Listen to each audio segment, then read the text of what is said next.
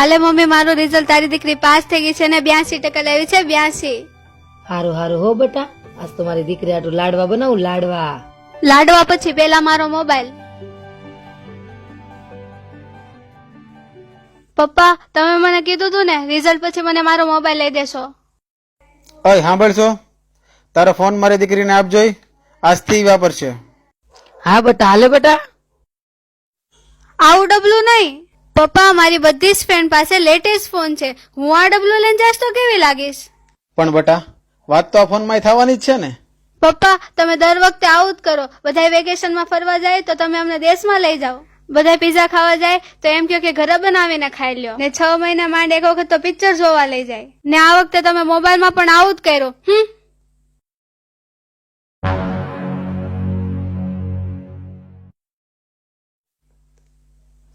Mummy, હું મારા friend ના ઘરે જાઉં છું. ઓ ઢીંગા, ઉભી રે અહીંયા આવ. આ જો તો આમાં શું છે?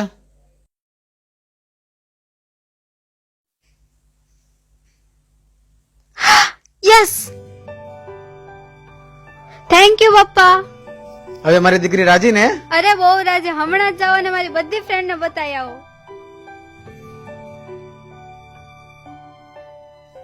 જોયું મારી દીકરી કેટલી રાજી થઈ ગઈ? રાજી તો થઈ ગઈ, પણ આપણે જે કર્યું એ ઠીક તો કર્યું છે ને. ઘરમાં એક દોરો જ હતો, ઈ તમે મહેશભાઈને આપી આવ્યા. ઘરમાં થોડુંક સોનું હોત તો ઈ દીકરી લગ્નમાં કામ ન આવત.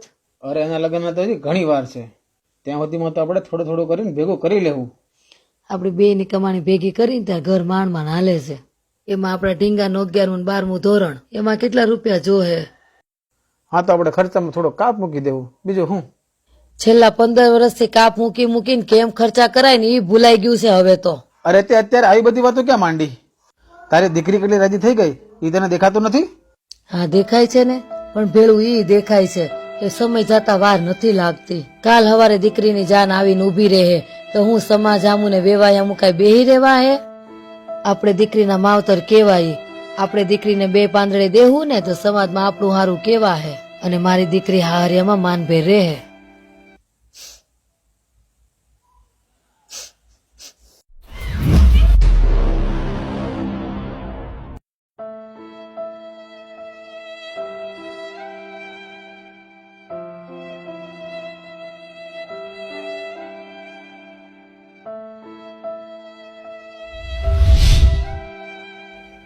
આટલી બધી સ્વાર્થી હું ક્યારથી બની ગઈ કે મને મારી જીદ જ દેખાણી, માતા પિતાની પરિસ્થિતિ નહીં.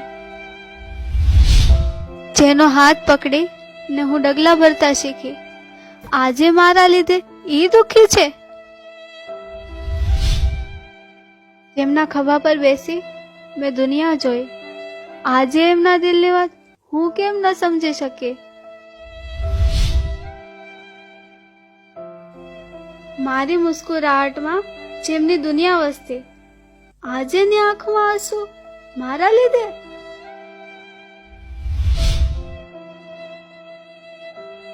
મારી ખુશીઓ જ જેમની જિંદગી હતી, આજે એના જીવનમાં અંધારું મારા લીધે.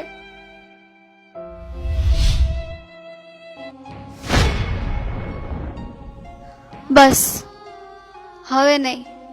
એમને તો માતા પિતા તરીકેની બધી ફરજ નિભાવી, હવે એક દીકરી તરીકે મારો વારો.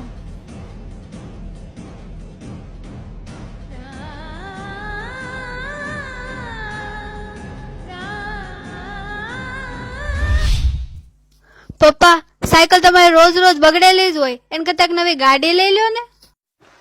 જો દીકરા, આ કંપનીના કપડા અને આ સાયકલ એની એવી ટેવ પડી ગઈ છે ને કે હવે તો આ બીજા કપડા અને ગાડી આપણને માફક ન આવે.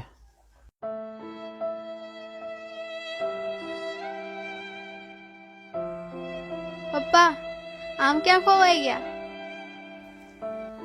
એમના મનમાં ગાડી લેવાની ઈચ્છા તો ભારોભાર હતી, પણ મારી સ્કૂલની ફીસ સામે એમની ઈચ્છા હારી ગઈ.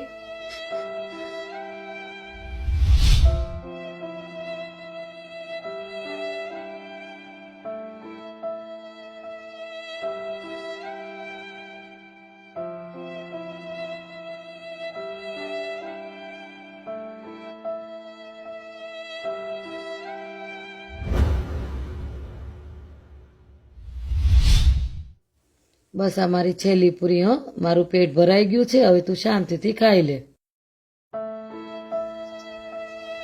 ફક્ત 3 પૂરી ખાય અને જેમનું પેટ ધરાઈ જાય એ વ્યક્તિ આ દુનિયામાં માં સિવાય બીજું કોણ હોઈ શકે?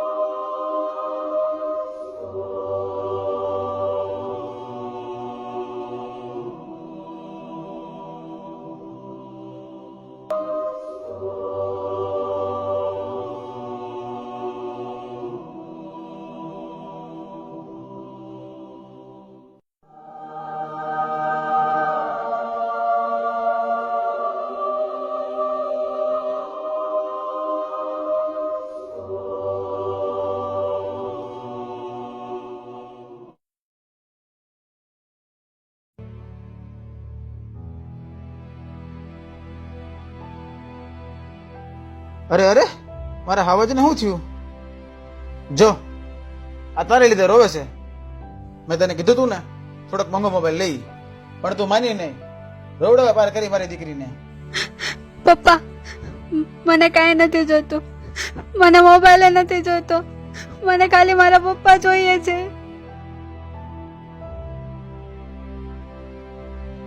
પણ બેટા તને થયું છે હું? બોલતો બેટા.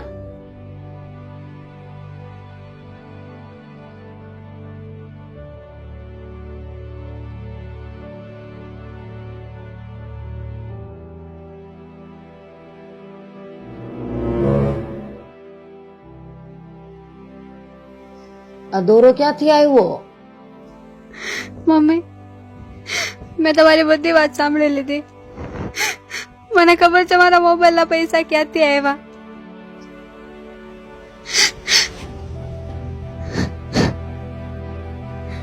બેટા આ દોરો?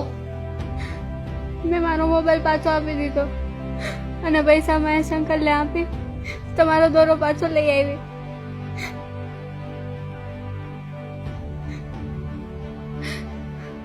મમ્મી, આજે મને ખબર પડી કે તું સ્ત્રીઓ સાથે તને કોઈ શોખ કેમ નથી. કારણ કે મારી જરૂરિયાત તારા બધા શોખને ખાઈ ગઈ.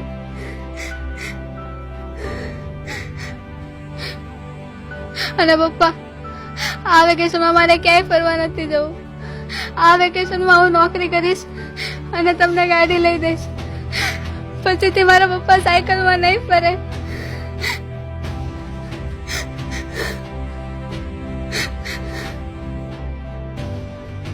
ઓય દીકરા, નાની ઉંમરે બહુ મોટી મોટી વાતો કરે છે. હતું આજ મારી દીકરી છે ને જિંદગીની પરીક્ષામાં પાસ થઈ ગઈ. ઈ તે 100 માંથી 100 નંબર પૂરા.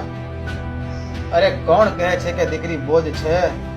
એને શું ખબર કે દીકરીના બાપ થવાની શું મોજ છે?